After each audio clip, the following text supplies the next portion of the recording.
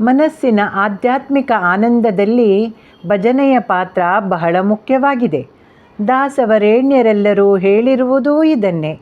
ಈ ಕಲಿಯುಗದಲ್ಲಿ ಹರಿಯ ನಾಮಸ್ಮರಣೆಯನ್ನು ಮಾಡಿದರೆ ಸುಲಭದಲ್ಲಿ ಮುಕ್ತಿಯು ದೊರಕುವುದು.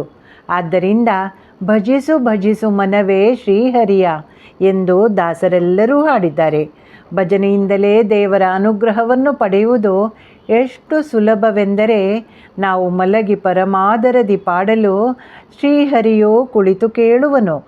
ಕುಳಿತರೆ ನಿಲುವನು, ನಿಂತರೆ ನಲಿವನು, ನಲಿದರೆ ಒಲಿವನು ಎಂದು ದಾಸರು ಭಜನೆಯಲ್ಲಿ ಬಾರಿ ಬಾರಿ ಸಾರಿ ಸಾರಿ ಹೇಳಿದ್ದಾರೆ.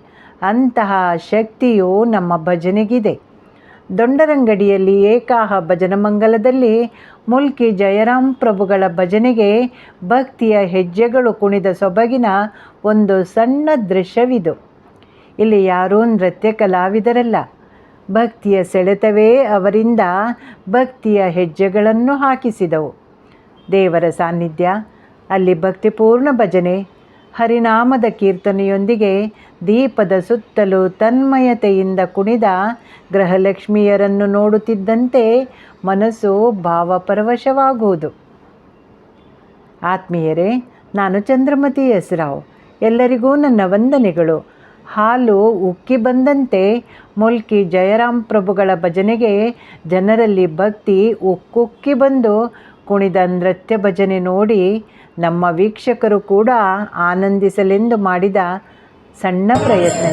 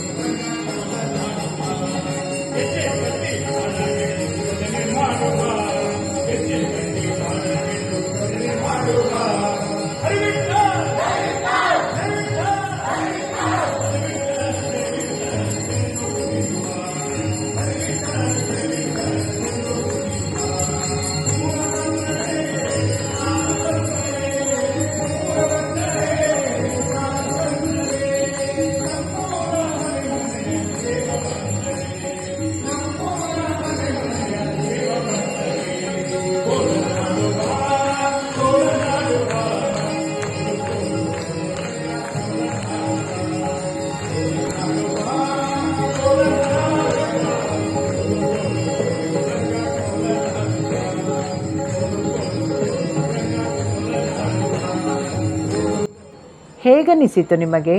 ಇಷ್ಟವಾದರೆ ನನ್ನ ಕೃಷ್ಣಾರ್ಪಿತಂ ಚಾನಲನ್ನು ಲೈಕ್ ಮಾಡಿ, ಶೇರ್ ಮಾಡಿ ಮತ್ತು ಸಬ್ಸ್ಕ್ರೈಬ್ ಮಾಡಿ. ಎಲ್ಲರಿಗೂ ಶುಭವಾಗಲಿ. ಧನ್ಯವಾದಗಳು.